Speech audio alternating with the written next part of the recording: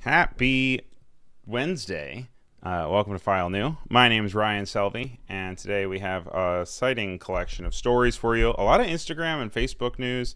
Also, we have YouTube news out the wahoo. We have some sad but interesting thought pieces about the connection of having a good idea and then having AI just be able to iterate on it like immediately. Vine's coming back. We have some cool product packaging design, and then we have some other good resources, and of course font of the week. My name's Ryan Selvy. Every week on File New we cover the latest creator and designer news. We're here for the next hour or so let's go ahead and hop on into it. Let's start off with some Rebrand.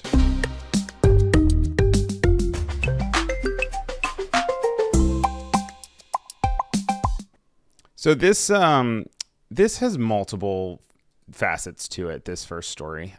We have a lot of interesting things about golf recently, which I never anticipated about my life. But this is a story about how the Cadillac Champion Trophy was announced. This is a golf championship that I guess is happening this weekend, and it is 20 inches tall, so it's a big boy. It is something that is supposed to capture the motion, tension, and precision of both elite golf and Cadillac design. It looks like this. When I saw it, they also paired it with this kind of stripped down version to show how you have the golf swing and how that then translates into this idea of the final form.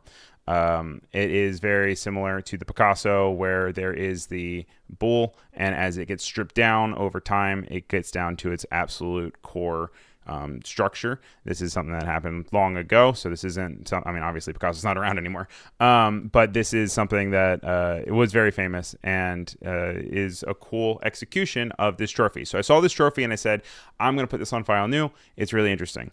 Then just this morning, I saw not an article, that's a lie. I saw a Instagram reel. And this was from a creator that I follow. His name is Adam Cross by W, or maybe it's Adam E. Cross. That sounds more right. I think it's Adam. I think this story is from Adam E. Cross, and he says, Gen AI can only exist by stealing. And so I saw this and I was like, oh no, was the trophy stolen? Is it, something that like they just had ripped off of something else? And he was actually the one that brought up to my attention that there was this bull. And I was like, oh, that's interesting. So, but he's not saying that's what's stealing. What he's saying is that there's this new facet of creating ideas and coming up with things online where immediately, if you can then use it as a prompt, it can then just exponentially grow off of this thing that people start to generate slop off of.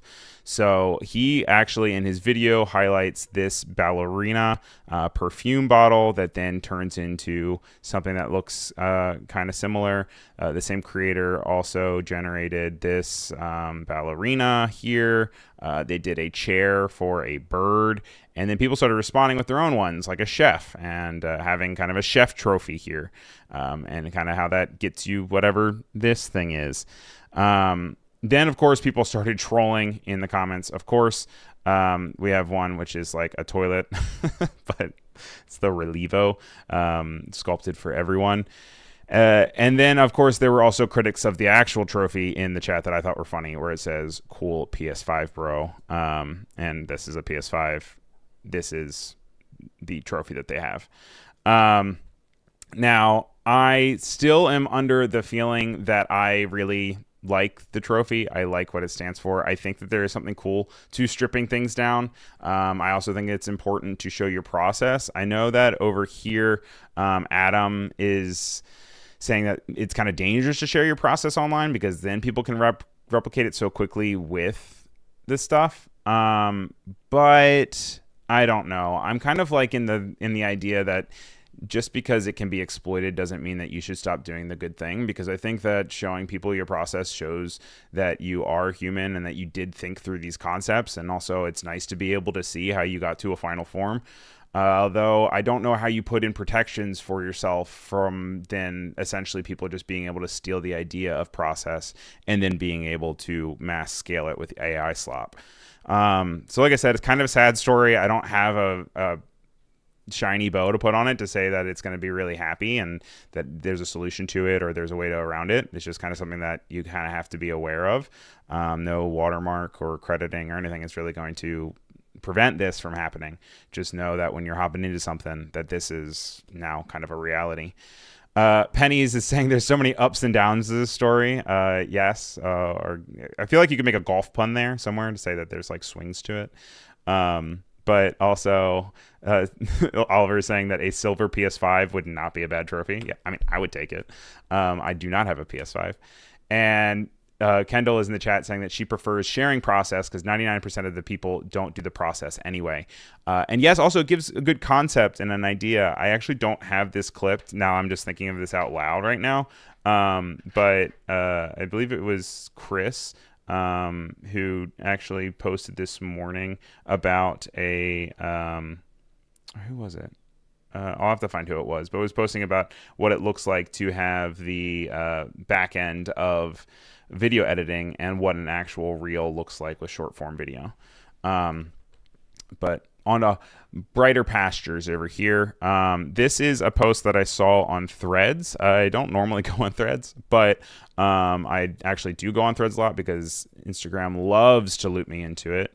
And this comes from somebody called Dreas Storm. He is saying that the animated Face ID in these Apple Pay ads feels like Apple is training us for the new Siri. So this is showcasing some sort of kind of like top-down face that has like when you click on it, it pops up and it is saying like, this is the Siri that is talking to you. Now, that's not functionality that is currently present in any Apple product by any means. It's just like it's just a way of articulating it. But at the same time, upcoming, there is an idea that there might be a new Siri on the horizon. And so it has this new form factor of having this little guy with a face or lady or whatever kind of talking and advertising, in this case, the ease of use of Apple Pay. Now, this isn't the first humanized form that we've seen this year. We also have reported on recent episodes about the little Finder guy, which is taking TikTok over by storm, which is also rumored to maybe be another form of Siri.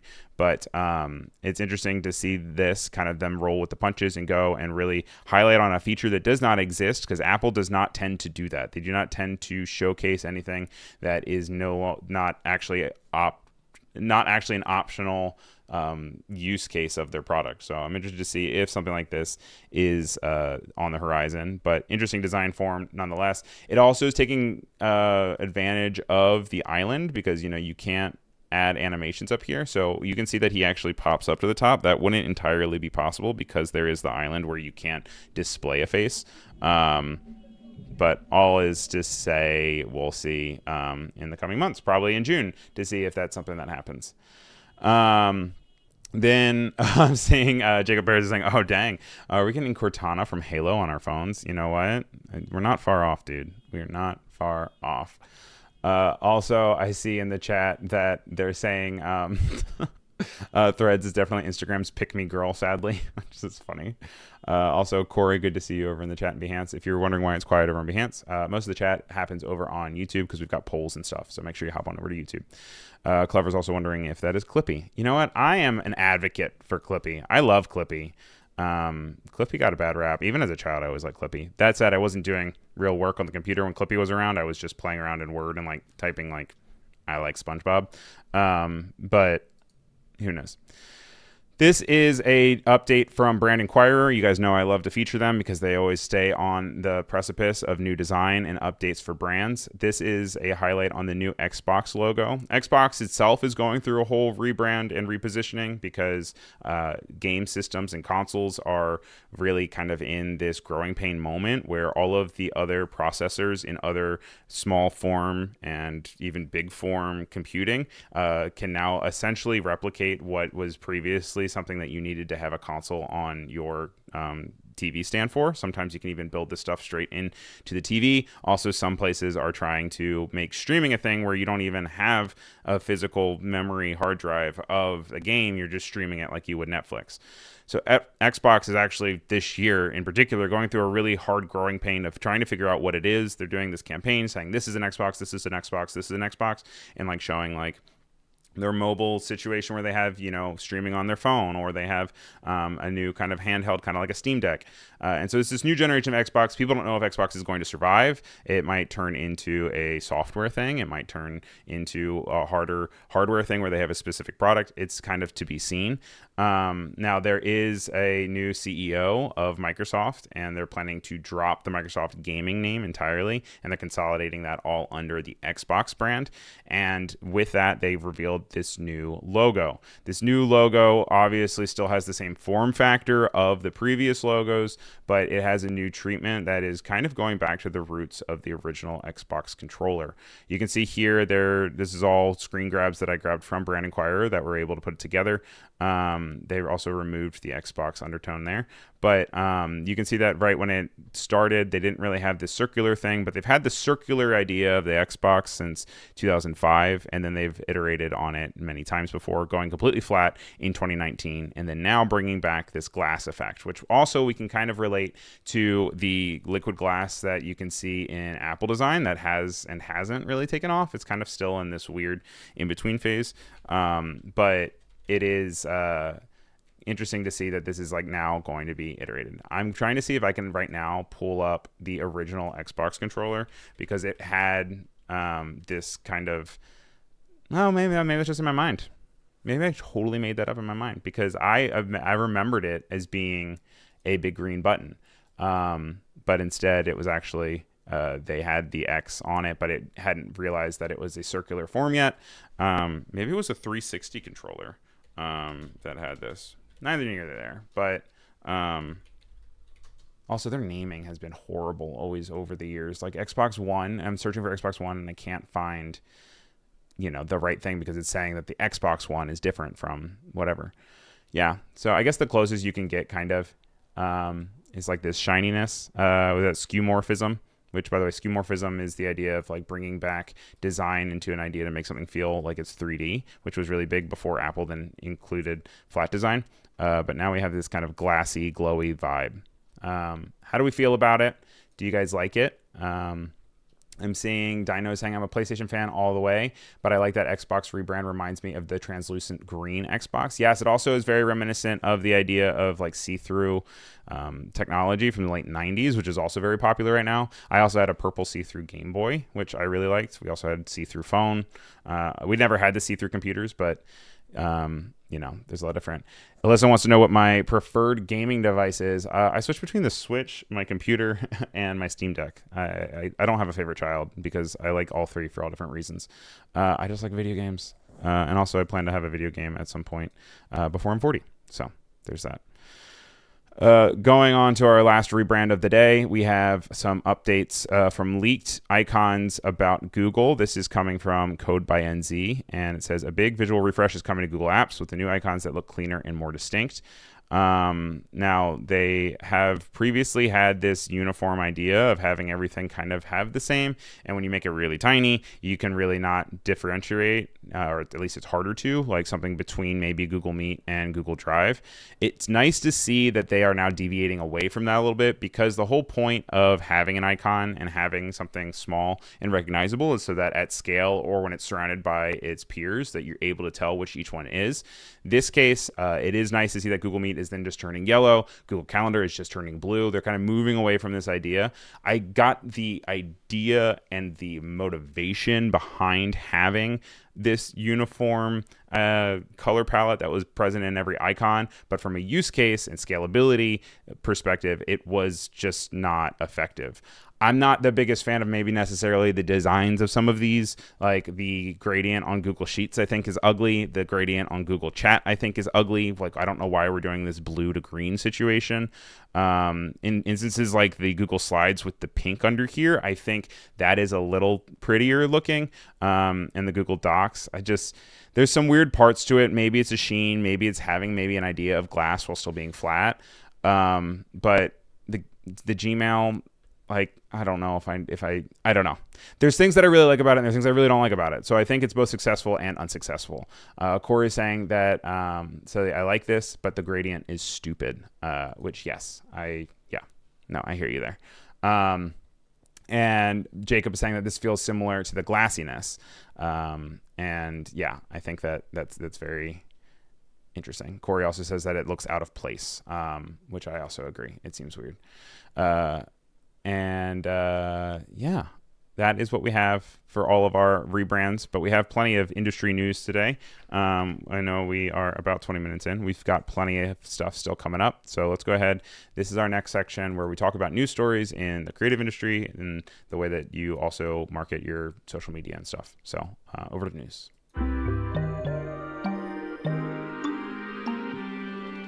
Where to start? This is going to be a short story, and I think that a lot of millennials will find it interesting. Vine is back today. There is a new Divine. Jack Dorsey is backing it, who is the original creator. He is also, the creator of Twitter. It says that a new project to bring back Vine's 6-second looping videos is now available for download.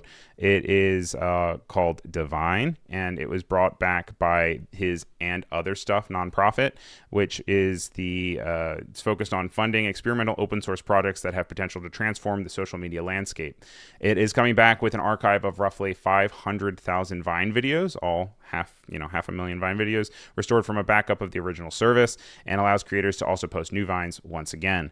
I'm interested of that 500,000, how that works with creators that had previously made it, how they feel about it. I don't know. I have a few Vine friends. I haven't asked them about this, but interested to see if any of theirs is included in that data dump. I mean, you obviously uploaded it to Vine, but you also haven't had control to delete any of it for several years. I also don't know if they have capabilities to delete it.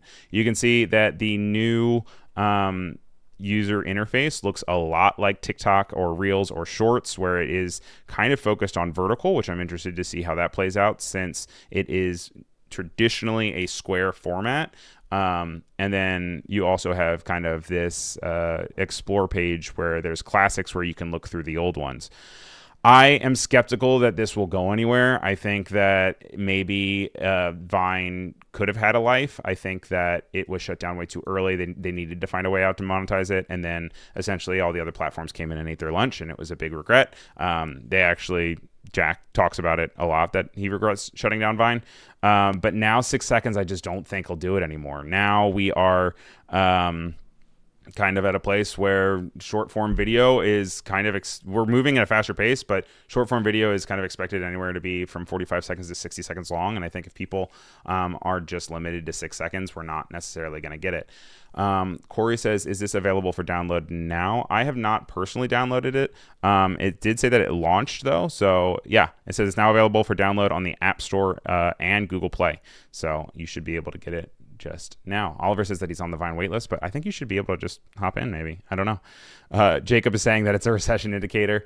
And yeah, I'm interested to see. I was not expecting this morning to see that Vine was back. Let's talk about platforms that people are on, though. This is a study that's coming from Precisify. Also, by the way, sorry, before I didn't say it. I don't know if I said it before. That was from the story for the Vine story is from TechCrunch and Sarah Perez.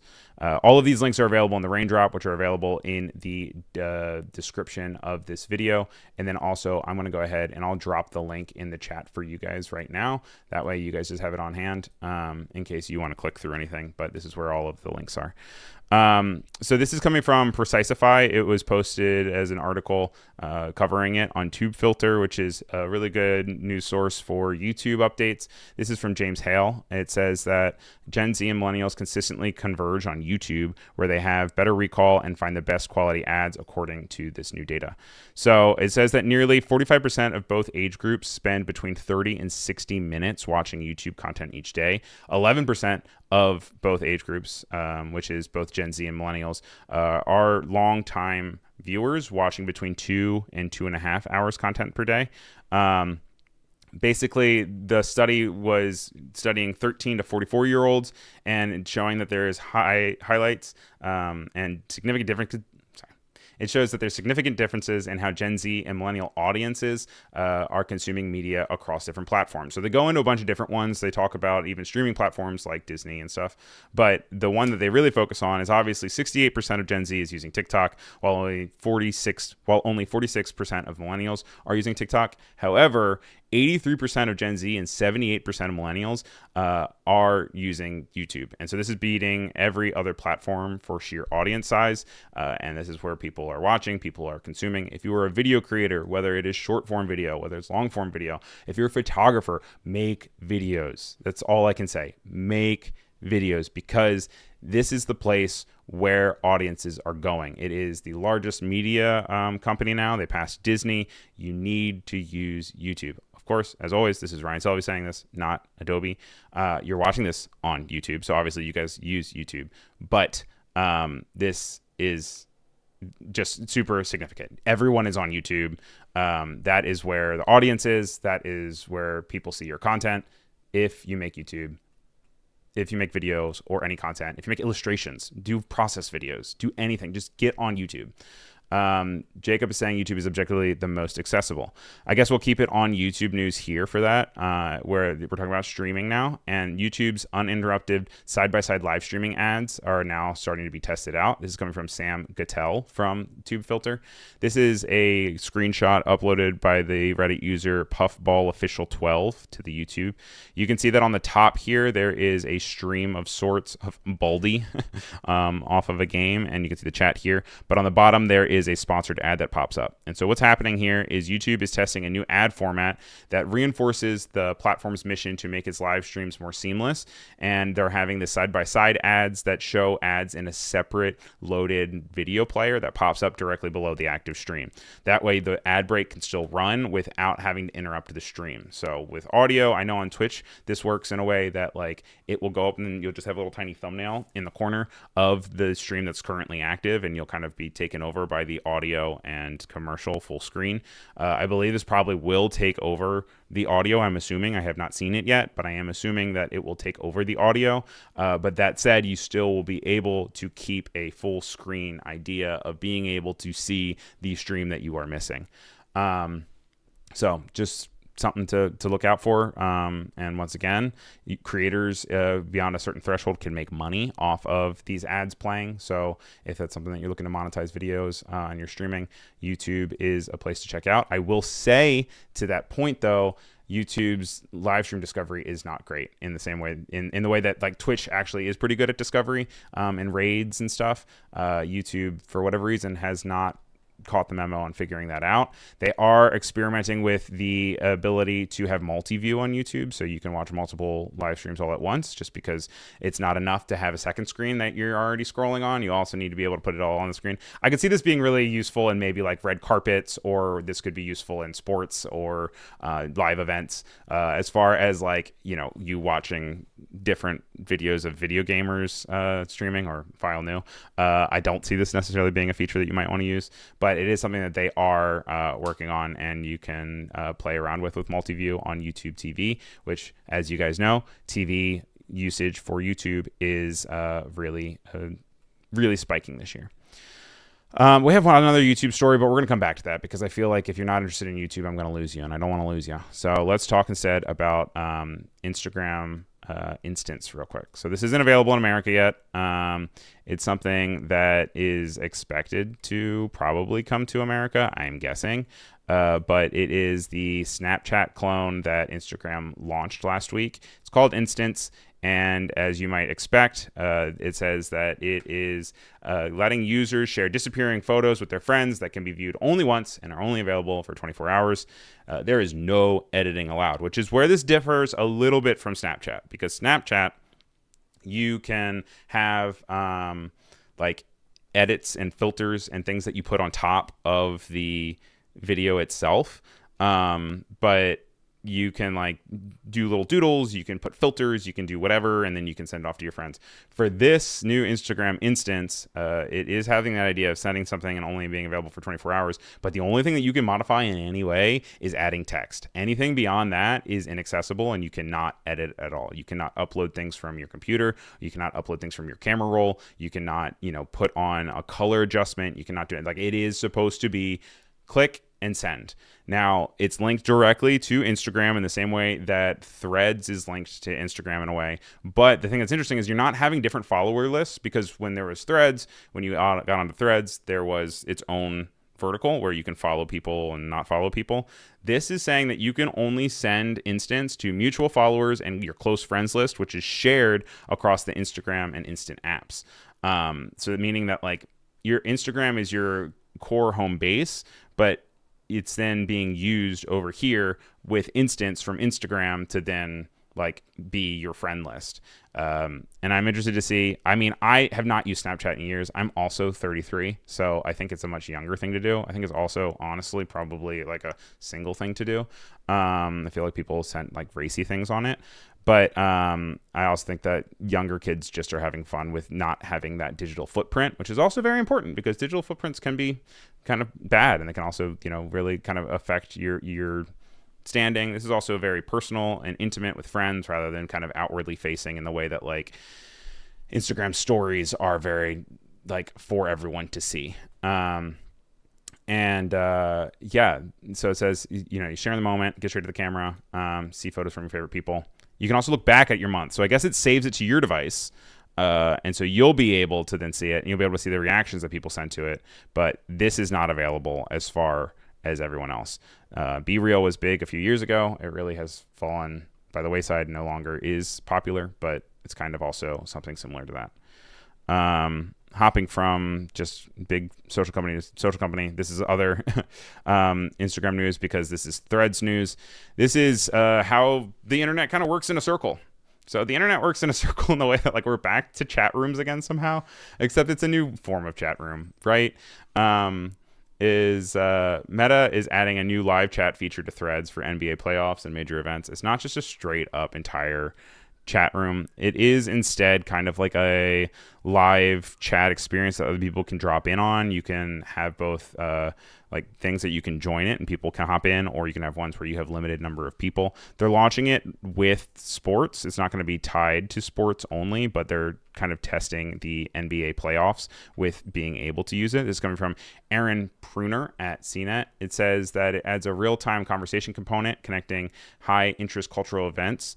And it can be used for sports, but also can be used for things like highly anticipated albums. I imagine also, like if you're watching the Oscars or something, you could probably do this. It's not announced, and there's no partnership, but there will be polls, countdowns, live scores, and other real-time options. I know whenever like Apple has a press conference like WWDC or something, I tend to like go on to like TechCrunch, and they essentially do this on their website, and they'll just have all of their reporters all like constantly live, quote unquote, like tweeting, but it's just in a feed. This is a way that you could maybe bring your friends together, or if you are in a collective of professionals, analysts, you could bring something up and you could launch something. If you're launching something for your company or your personal project, if you have a video coming out, this could be a way to bring everything together so that people can then go and watch it kind of play out in real time.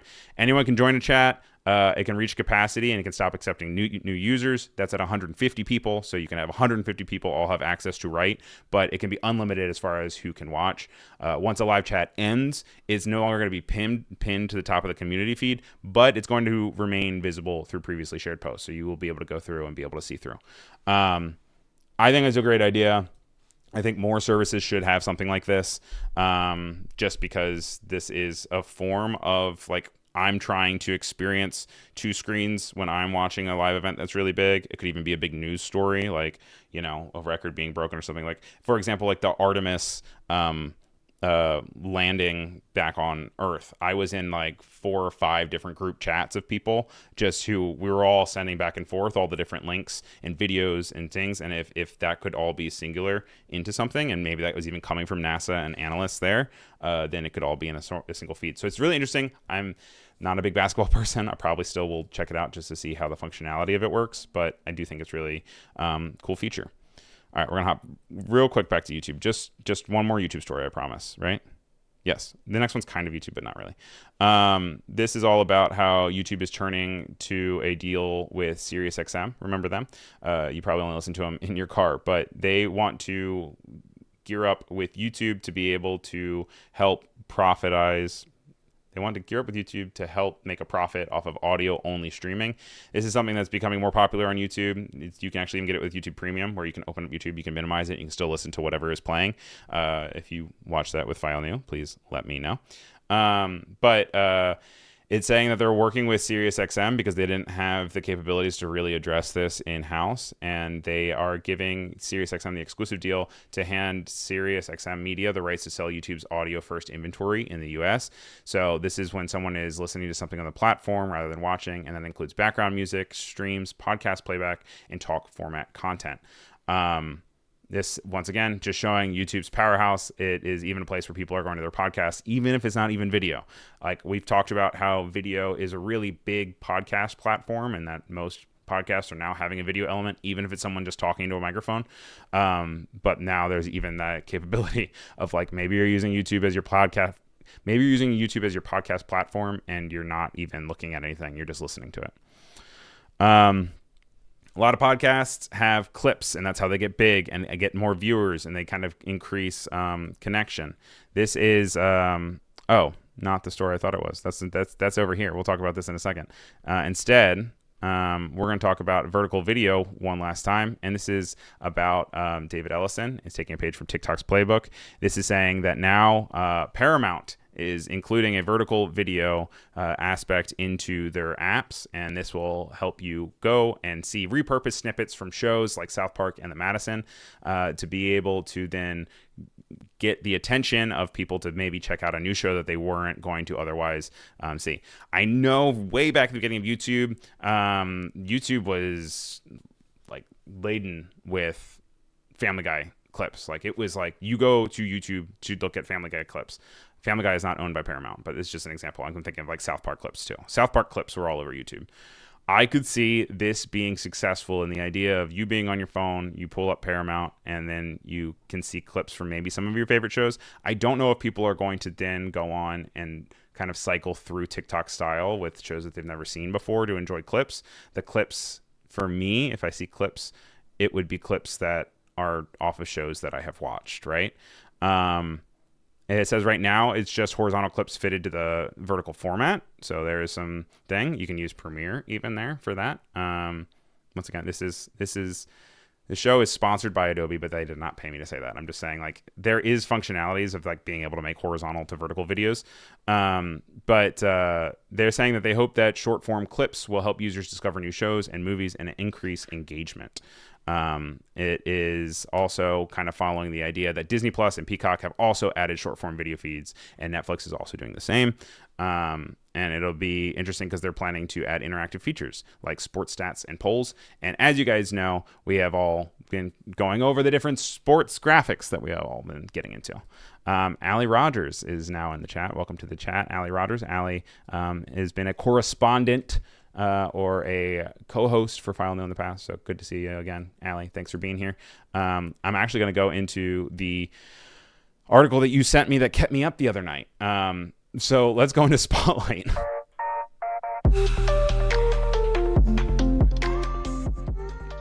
There's two different stories in this one of which was a newsletter that Allison Rogers forwarded to me right before I went to bed, or at least I read it right before I went to bed, like last week or so, and I read it, and then I just tossed and turned all night because I didn't know what to make of it. It was from the newsletter Garbage Day by Ryan Broderick, and he said, "What happens when the short form video bubble pops?"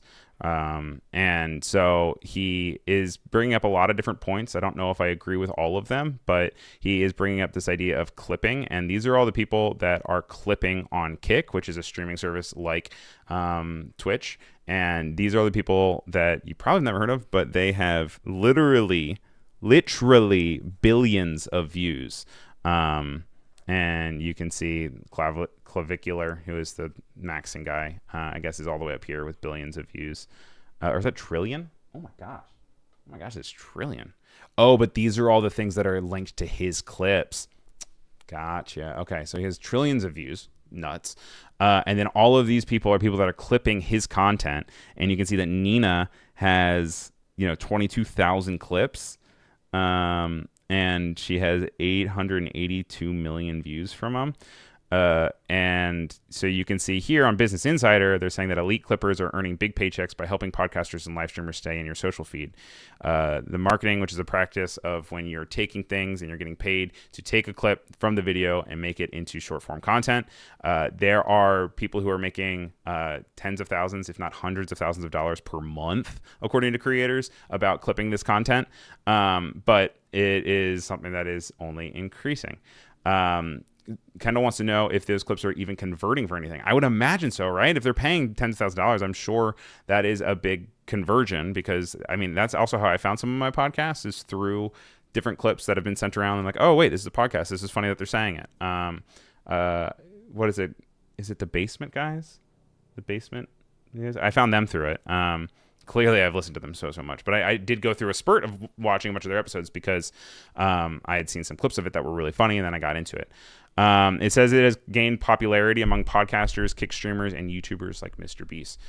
Going back to Ryan Broderick's article, though, he's talking about how now we are at peak short form video. Like the fact that people are making tens of thousands of dollars off of clipping other people's content, not making content, is the idea that like we are at peak short form video. Now, his argument is that we had GIFs or GIFs back in the early 2010s, late 2000s, and they were like live animating like different like countdowns at Times Square's ball drop. But then that was quickly replaced by Vine, which then got shut down. And then that's when Snapchat stories and everything came in and ushered a new era of then really showcasing vertical video, which then gave breath to the idea of Musical.ly, which turned into TikTok, which then now became the short form vertical video that we are now all very familiar with. And now we are at a peak where there is so much short form. And I was just telling you on this very podcast episode that short form video is important. But there is so much of it, both being generated by content creators who pay people to clip, people who just clip by default, people who are doing AI generated clips, people who are making AI generated content as vertical video, and everything is just like vertical. Jacob Harris is saying The Basement Yard. Yes, I found The Basement Yard through a clip that then I became a fan of their show. I follow them on Spotify or whatever, and YouTube. But that for me was a conversion, and I don't know how many of those are that, but there's this. We have Wade in the chat saying he clips file new and now he's making fat stacks. Yes, I'm not making millions of dollars. I instead am just making millions of dollars and giving it straight to Wade because Wade is clipping all of file new. But Ryan's argument is that we are on the precipice of a new form factor that is going to replace video, because as soon as you can label something as a hype cycle, like it is the beginning of the end. He doesn't make an argument as to what comes next. He just says, this is just what I'm seeing. Like I couldn't have predicted things from there. My argument against that is like, we are stuck in this rectangle right now. Like this vertical rectangle that we have, getting video and animations is the most like monkey brain, like flashing light, you give me interest, give me information thing that you can get, because it's taking up the full screen and it's giving you audio. It's giving you sometimes no audio with subtitles. It is taking the most use of this vertical form. I do not see that going anywhere until there is a new form factor. And I know we've talked about different creators and being able to create things for like, I don't know, glasses that we might have that might have heads up display. When that happens, yes. If there's something in your house that displays something differently than like it's not a TV, but it's not a screen, it's like a hologram or something, that, yes, I can see it all changing. But until that happens, I don't think that the bubble can burst, because I don't think that anything can go from there, right? Unless you're saying, to your point in the chat, which I know was Kendall and Allison's point, was the idea that to Allison's point is the idea that sorry, I was reading a comment, which I'll get to in a second. But we're saying that then, like, does it not cause conversions? If it doesn't cause conversions, then where does that go? And I guess that could also go back to the idea of like the podcast bubble burst, when the podcast bubble burst, and the idea that like all these advertising agencies were paying so much money to podcasters, and then they were like, wait a second, this isn't getting us anything. They're inflating their numbers. We're not interested. I was saying the annoyed Flamingo Media is saying, I miss live chat, but I'm sure you can answer this. For a person who's new to Photoshop, what's the best route to learning Photoshop to become proficient? I think short form video is actually a very good way. Follow creators that are doing small tidbits. Do follow creators that are doing small tips on different Photoshop tips. And that's how I learned. I have never, everyone's different, but I have never learned from like anything. I've never learned anything. Clip that. I've never learned anything like past my 20s through any sort of structured learning. I have always learned best. I've tried to do courses online. I've tried to do all of that. I have never learned through like sit down 10 episodes. We're going to go 1, 2, 3, 4, 5, 6, 7, 8, 9, 10 to learn this new program. What I have learned is it is best to get my hands dirty and then piecemeal all the things that I want to learn and then go back and figure it out, while at the same time in parallel also having things that I'm just learning random stuff. So James Barnard recently did an Instagram post yesterday that was all about Pathfinder, and I use Pathfinder all the time. I thought I knew everything. As he was going through the little video, he went on and hit one point of a color merge that I did not know was there. I now know that. Like, I was laying in bed and I was watching it, and I now have that information, which then next time I open up Illustrator, I then know that I can go over there and I can edit it. So I personally think YouTube, which is the theme of today's show, apparently, is that just learn through the things that find interest, and everything kind of comes together. If you are interested in courses and stuff, there's always Skillshare. There's always a flurry of other things that you can use to find different like resources and classes. But for me, I find best in just short form video. Actually, I'm going to do poll as well. I'm going to do a poll for that. I'm going to say, how do you learn best? And I'm going to say structured courses, or how do you spell, is it piecemeal? Or is it just like meal, like you eat a meal? How do you spell piecemeal? That is not how you spell it. Oh, maybe you do spell it like that. Through short form. All right. So how do you learn best? Through structured courses or through piecemealing? I'm seeing Tracy's also saying situated learning theory. Is that it? Does it have a name for it? Am I actually a genius? And I just didn't know that there was a name for the thing that I was talking about. Because there is that. Reverb Mike is saying that there weren't any videos when I learned Photoshop. There weren't any books either. Mike is also 400 years old. But then there's also something to say about just getting your hands dirty and just like figuring it out even without help, and just like clicking a button, see what happens, see where it goes. Like, you're not going to destroy anything. It's not going to delete your computer. Just get in, play around, and then go. And then if it's really hard, see if there's an easier way to do it. Kendall saying that she learns from both, but also likes to learn from trial and error. I know, Kendall, you really like to do courses. I see that you actually have done. I know you also did motion design school, which people love. There's a lot of people that love it. So take everything I say with a grain of salt. This is both a spotlight and a resource. It is a creator, journalist, I guess, what would you say, called Cover Junkie. It's also a service, I believe. They post different magazine covers each week for ones that are really interesting on the front of magazines. Obviously, huge industry. Maybe hurts more now that we don't have as many magazine stands as we do, but they do a really good job not only highlighting the thing itself and why it is interesting, what the article is kind of pointing towards, but also it does a really great job of pointing out design directors, pointing out photographers, illustrators, the creative director, different people that all came together to make something, and then also to talk about what it is like being able to guide you through. One that really stood out for me from this week's 15 covers that hit differently is this All Ouch. It is for, what is it? Volkskrant magazine, which I had not heard about, and it's all about a man who just keeps falling and somebody that just keeps getting hurt. So they kind of wrapped the idea in this medical gauze. They have these little clips, and then it's kind of obscuring the owl behind it, which I guess in like German, I guess, is how you say owl, which is always funny that, you know, cows say moo in English, but they say different things in different languages. Always find that funny. But you can see the photo editor was Heike Golker, but then also had editor-in-chief and art director down here as well. Which is interesting because I guess they were also worked on it too, because it says the art director was themselves, so they're giving themselves a little thumbs up. But you know what? They deserve it.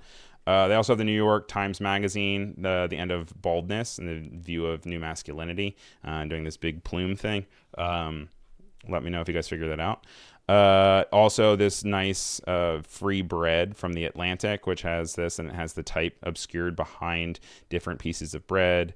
Very, very clear that it's about bread. And then just a cute one of Pedro Pascal, which, you know, it looks like he's hunching into the form and being able to fit into this box and stay out of the way of the top of the poster, which a lot of posters, you know, will kind of go over top of it, like over here in like Popular Mechanics. You can see they're cutting out of it, but in here, it's really interesting that they have him up against a color that is also very similar to his skin tone, then using the visual bike of kind of an arrow that goes up to his face.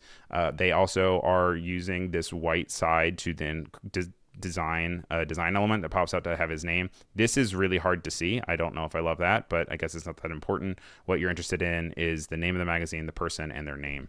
And so this is from Man Fantastic, and Ethan James Green took it. And the cropping is interesting. The lighting is interesting. They have that really bright photo flash vibe to it, where you can see like the shine on his arm, which I guess makes his arm also looks bigger. I don't know. It's interesting. But then they have a full archive, coverjunkie.com, and they just regularly update all different magazines. There's a subscription to it. I don't know how much it costs, but the 15 covers that hit different is free, and I watch it. And then Wade is saying, I'm thinking about a piecemeal where they create handcrafted peace and wellness. Locally sourced, of course. Peace. Yes. Keep me updated. Use all your profits from cliffing. From File New to fund that idea, and would love to see your piece. One last spotlight we have of the day is this manufacturer that is creating coffee cups that you can spin. I don't know anything about the conditions or how anything works. I know it's overseas, so take any of this also with limited with limited grain of salt, I guess. I keep saying grain of salt. My husband also just said that I regularly use the wrong words for things when you use like idioms and stuff. I tend to like just use the wrong ones on accident. But anyway, this is the idea of being able to repurpose the things that make the coffee cup not hot in your hand. Like right now you're using this paper barrier to then be able to like then slide on top of your coffee cup to then make it so it doesn't burn your hand while you're holding the cup. They have repurposed this as a design element that's interactive to be able to then cycle through and have different elements. In their example, they're using a face, and you can see here that they have multiple different faces and this kind of die cut circle that then goes around. That you can then set to, and then maybe you take a picture of or a video of and you post it on your socials, and that's free marketing. You can actually buy these cups and you can put your own designs on here, and they have different cuts that you can use to then cut out.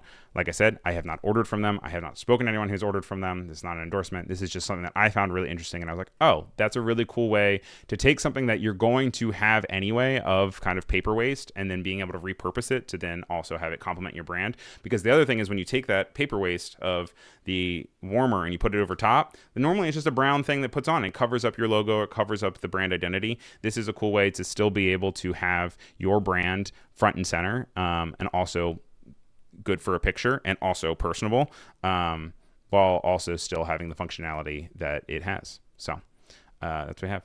Before we move over to resources, I'm going to close out this poll just for you guys. It says, how do you learn best? And the majority of you actually say that, oh, it's 50-50. So it says, how do you learn best? It says structured courses are 50%, and piecemeal through short form is the other 50%. So we'll take that. I'll throw it in here. And good to know. If you are watching the replay, I would love to hear how you guys learn in the comments. Make sure you comment in. How are we doing? We've got only a little bit of time left, so we're going to hop over to Font of the Week. And I'll give the rundown of all the different fonts, and you guys can vote on which font is the best font this week.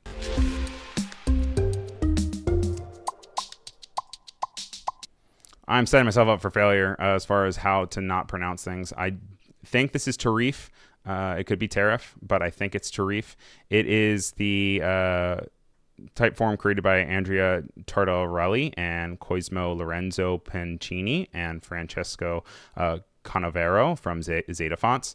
It's a very pretty font. It is inspired by the multicultural utopia of convivencia and the peaceful coexistence of Muslims, Christians, and Jews in the 10th century of Andalusia, a region which played an important role in bringing to Europe the classics of Greek philosophy together with Islamic culture and aesthetics, and is designed for Zeta Fonts by the people that we were just going through.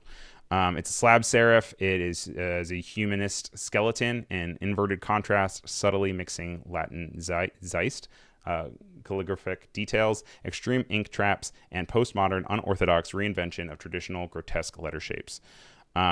So it's good for logo and display use. It's good. It has 7 different weights. It has editorial use, large readability. It has great scalability.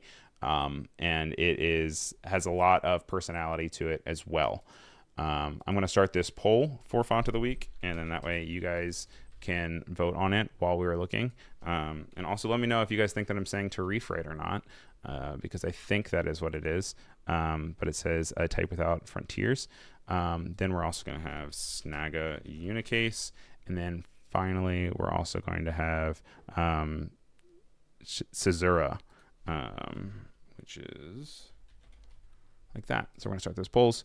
And as that starts up, I'm going to give a little highlight on Unicase here, the Sanga Unicase. Unicase is a type of classification for typefaces. So it's actually just called Snaga, but Unicase is the specific form of Snaga here. It's designed by Bodio Nikolchev and Trevon Adrive from Letter Soup. It's very fun. It's very bold. It has lots of different weights for you. It says that Unicode typography was commonly used by Bulgarian typographers in the past century. It resulted from the author's in-depth examination of this rich typographic legacy, trawling through a vast body of work comprising lettering, covers, and type sketches from the 20th century and beyond. Part of the process was fruitful discussions with Bulgarian type designer and illustrator Kirill Zlatkov, who followed the project's development since its earliest phase. So creating a unicase for Latin or Greek posed no real problem. They say that the connection of it encouraged the authors to explore ancient unical letters. And it says that it is squared or standard Cyrillic is what proved to be more difficult because there's very few differences between the uppercase and lowercase letters. And so then they had to end up neutralizing and having an ongoing issue of how multiple conventions are integrated into contemporary digital fonts. So this is saying that feedback from early adopters led to the design of many alternate shapes during production. Instead of narrowing down the options, these alternates were kept and integrated into stylistic sets that turned Sanga Unicase into a typographic puzzle, an exciting playground for creating covers, posters, and editorial design and instant logos with a unique typographic texture. So this one has a lot of functionality. You're looking at this and like it's very confusing as to what it is saying, but you can see that they're really showcasing all the different types of letter forms that you can use, and they all feel cohesive. They all still feel like they're the same type form. They have lots of different weights, and it has a lot of personality for something that is, a sans serif. I mean, they do have a little bit of serif here with like the I, but I think that's mostly for legibility.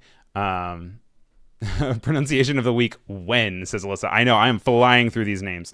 But you know what? I feel like I've done pretty good. It's my nightmare. I'll have nightmares and dreams about it later. Caesura is our last one here, and this is from Black Foundry. This is a beautiful font that is a high contrast display typeface. It says it's merging found lettering styles from mid-century European signage and Japanese calligraphy. We are just really going into history this week. All 3 of our options are so historically based, which is really cool. I didn't even mean to do that. I just pulled them off of the ones that I thought were interesting. Also, I love when I can see that like all of the votes are going in one way, and then I go to feature another one, and then it's changing. This is saying that it's available in a single weight, so this one doesn't give you as much flexibility. It's just one thing through and through. But that said, it has a lot of really cool factors to it. Since this is only one weight, I would say you probably only want to do something like this for maybe headlines or decoration because you're not going to have any of the flexibility to be able to switch it if you want something else. You're going to have to use another typeface as a complement to it by default. So you don't want to use this and be like, this is for everything, because then everything is just one weight, and that can be really hard on visual hierarchy, legibility, and more. So this is maybe something that you just use for something that is exciting and big, and then of course using a secondary font for everything else. It has refined proportions, has subtle details. It makes it perfect for editorial content, branding, and user interfaces, where a sophisticated typographic voice is desired. It came from Ben Hartley and Solin Bordeaux. Caesura is a font family from Black Foundry, and it is a member of the Type Founders collection. They have some really good ligatures here, which are connecting, and they're very kind of subtle but very pretty. So, you know, the G to the Y is cool here. I always think that these are ugly. Some people love them. I'm sure typographers are going to foam at the mouth when they hear me say that, but I do not like these. But then you have cool, weird connections like FTJ, which I don't know a word with FTJ side by side, but you know what? It's capable if you want it there. Things like FT do make sense because, you know, soft or something. Those are our 3 different options. We only have like a minute left. So what we're going to do is we'll save this resource for next week. And we'll just quickly look at this one thing while the votes are tallied. So let's look at resources.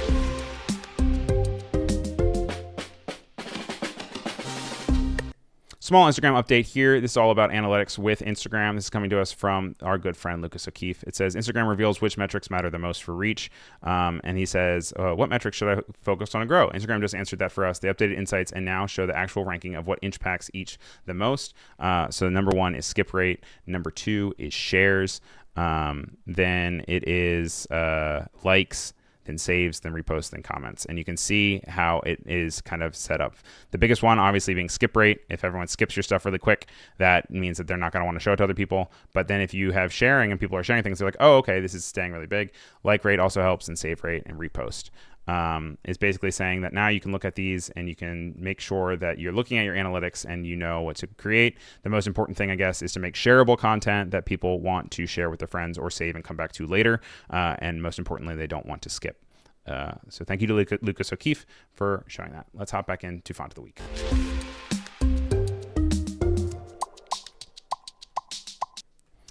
Our winner for Font of the Week this week, between the contestants for Font of the Week this week are Tarif, Sanga Unicase Display, and Caesura. And with a 47% vote, the winner belongs to Caesura. Caesura is our Font of the Week. So this will be placed in our Hall of Fame, which is available on the Raindrop. You can get into that link. And I will make sure to put that in. I don't have the crown here. I accidentally got rid of the crown. Oh no. I'll make sure we crown it. I can send you guys screenshots. Do me a favor, follow me on YouTube. You can also follow File New wherever you listen to podcasts. That can be on Spotify, Overcast, or iTunes. It can be any of the ones below. If you do me a big favor, and please, after you listen to it, give it a 5-star rating. That helps with discovery and also just makes it look less sad when it says, 10 reviews for this show. Coming up next, we have the Cinema Collective with CA in LA. You'll be pushed over there automatically right after that. If you're interested in catching a optimized version of this stream, it'll be up later this weekend. I will post this unedited version onto the podcast platforms today with a little bumper at the beginning acknowledging it, but then later in the week, then you get a optimized version so you can absorb all this content in like 20 minutes. But I appreciate you guys being here. Thank you. Do me a favor, give this video a like. It helps the algorithm. Thank you to everyone in chat. Thank you, Jacob and Alyssa, Mike, Wade, Oliver, Kendall, Clever, Jack, Corey, all of the above. Tracy, thank you guys for being here. We'll be back again this time, same place here on Adobe Live for File New live stream, which is 1 p.m. Eastern, 10 a.m. Pacific. Thank you very much. Once again, I'm Ryan Selvy. Thank you very much for being here, and have a good rest of your day. I'll see you over in the stream for CA in LA. Thank you.